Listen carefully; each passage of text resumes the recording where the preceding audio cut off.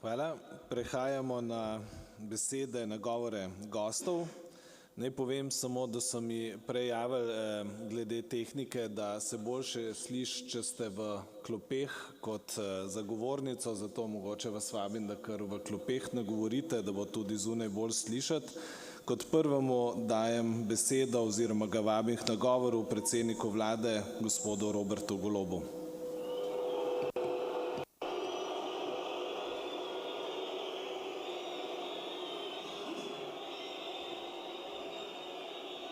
Spoštovane novomeščanke, spoštovani novomeščani.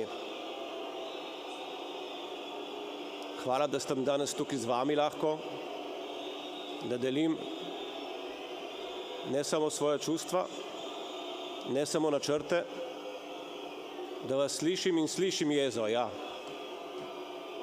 Ampak, ker nisem prvič v Novem mestu, še bolj kot jezo čutim strah.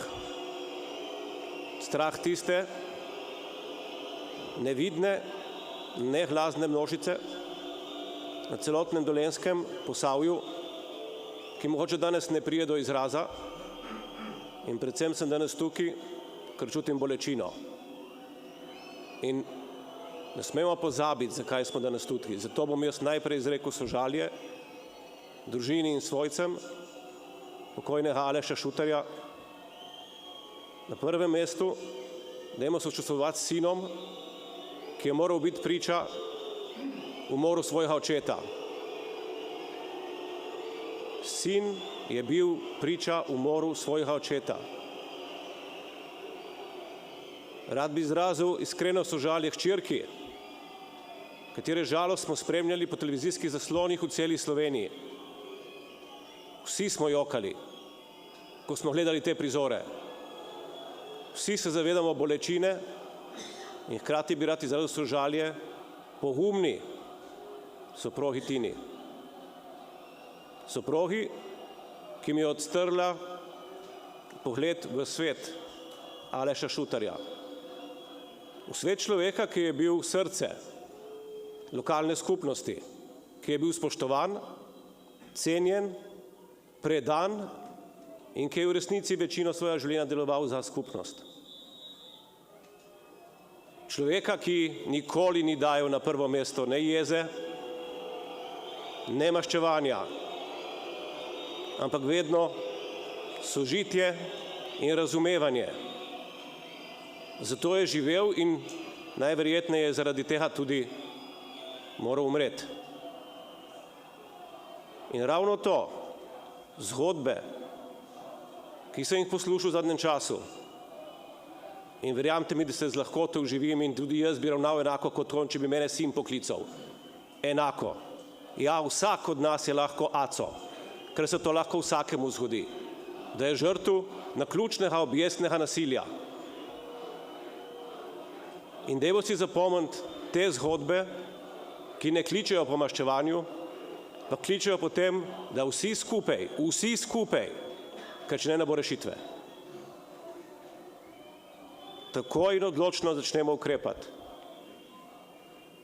Ukrepati ne zaradi tega, ker ne bi hoteli prej, ampak zaradi tega, ker je zdaj res dovolj. Dovolj je nasilja v celi Sloveniji. Dovolj ga je v Novem mestu, na Dolenjskem, tudi v drugih krajih Slovenije. In naša zakonodaja, kaznovalna, ni kos. Jaz ne bom olepševal. Ni kos, državni aparat ni kos temu, da se učinkovito spopade z nasiljem. Temu moramo narediti dovolj. Zato smo pripravili ukrepe, ne prazne obljube, eni ukrepi se že izvajajo. Tisti, ki je hotel, je videl, da so že včeraj vse razpoložljive enote policije bile v akciji. Običajne, posebne, specialne. In tukaj bojo ostale toliko časa, kolikor bo potrebno. Kolikor bo potrebno. Jaz sem tudi slišal, da se nekateri že veselijo v naseljih, da se bojo šli kmalu stran. Ne bodo šli stran. Tukaj bodo, dokler ne bo varnost, ker varnost je osnovna pravica, zagotovljena. In ja, ne bom olepševal, državni aparat je odpovedal, ne zagotavlja varnosti. Je ne. In ne bom iskal izgovore v vseh prejšnjih vladah, kaj so naredili v desetletjih in kaj niso. Ker moja dolžnost je, da delujem, ne da se zgovarjam. In jaz vem, da bo župan deloval in vsi vi skupaj z nami. In tudi gospod Mesojedec, ki je imel nekatere fantastične predloge. In ko boste slišali ukrepe, ki jih bomo sprejeli na vladi, boste videli, da je med njimi marsikateri dobesedno njihov. Zaradi tega, ker ni več druge izbire.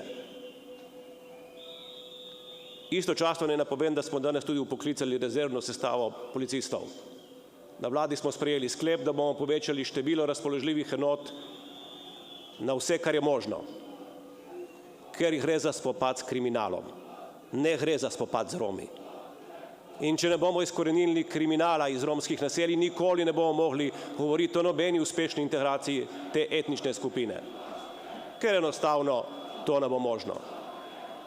Konkretni ukrepi, ki bodo v zakonu, v Šutarjevem zakonu, zakon se bo imenoval po Alešu Šutarju zato, da ne bomo nikoli pozabili, kaj je bila ta točka preloma, ki je celo državo prisilila, da se do nasilja začne obnašati drugače. Da človekove pravice, takrat, ko so na škodo drugih, ne morejo biti edino zveličavno pravilo in vrednota.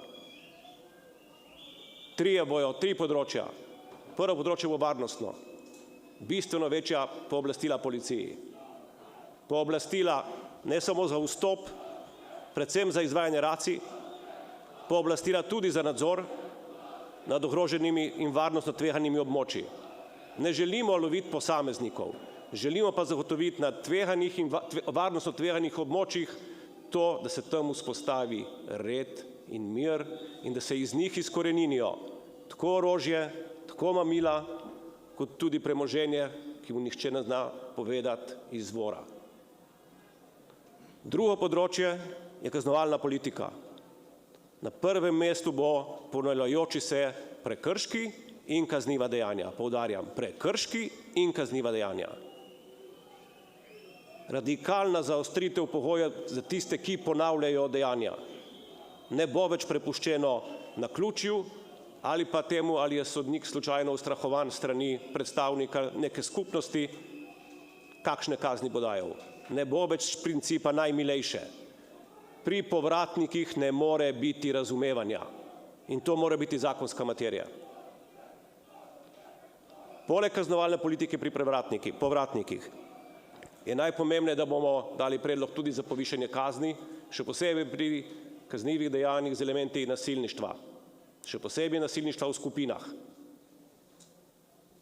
To ne bo veljalo samo za Dolenjsko, to bo veljalo za celo Slovenijo in bo veljalo za vse državljane in državljanke in tudi tujce v Sloveniji. Moramo biti zelo realni. Poleg tega je socialna politika tista, o kateri se govori že dolgo. Izvršbe na socialne pomoči bodo mogoče. Socialne pomoči oziroma prejemki bodo omejeni za tiste, ki ponavljajo prekrške in dejanja, kazniva. Ukinili bomo otroški dodatek za vse mladoletnice. Ne moremo spodbujati finančno tega, da imajo punce, otroke pred 18 letom starosti. Odgovornost zanje je na starših, torej naj oni poskrbijo tudi finančno. Ne pa, da spodbujamo finančni model, ki dobesedno otroke, punce vleče iz normalnega življenja v suženjstvo v romskih naseljih. Zaseg premoženja neznanega izvora bo bistveno pohitren in olajšan. In FURS bo skupaj s policijo izvajal zelo temeljite preglede na tem področju. Vsi ti ukrepi so marsikomu se bodo zdeli pretirani. Verjamte mi, mogoče v tej sobi in zunaj ne, se bojo zdeli pretirani, ker bojo veljali za celo Slovenijo in ne bojo omejeni na eno etnično skupino. Jaz sem pa prepričan, da so nujni. Ker če tega ne naredimo sedaj, ne bomo imeli naslednje priložnosti čez leta, In to odgovornost in to nalogo sprejemam. Ne sprejemam je samo nase, sprejemam jo v imenu državnega aparata. Tudi tistih vej, ki so neodvisne. Ker pričakujem in zahtevam od njih, da danes povejo, kaj potrebujejo za učinkovito reševanje te problematike. Ta priložnost bo dana v naslednjih 14 dnevih, kdor ne bo imel predlogov, sprejema odgovornost, da jo bo izvajal. Ne bomo čakali, ampak bomo te stvari spravili do državnega zbora do 10. novembra. Jaz pričakujem, da bo Šuterjev zakon naslednji teden, v četrtek, vladi potrjen in da bo v parlamentu v novembru in najverjetneje do konca novembra tudi sprejet. To je časovnica in vsem tem času se bojo na terenu izvajale poostrene aktivnosti tako policije, tako inšpekcij, kot tudi davčnega urada. Nič ne skrivamo, nič ne bežimo od odgovornosti, ampak hočemo zagotoviti varnost. Zato, ker hočem, da smrt Aleša Šuterja ni bila zaman. Ker je to tisto, kar sem obljubil njegovi soprogi pred 2 urami. In jaz si želim, da to obljubo držimo vsi skupaj. Naj bo to prelomna točka za Novo mesto, za Dolenjsko, Posavje, Kočevje, celo Slovenijo. Dovolj je kriminalu, dovolj je nasilju. Hvala.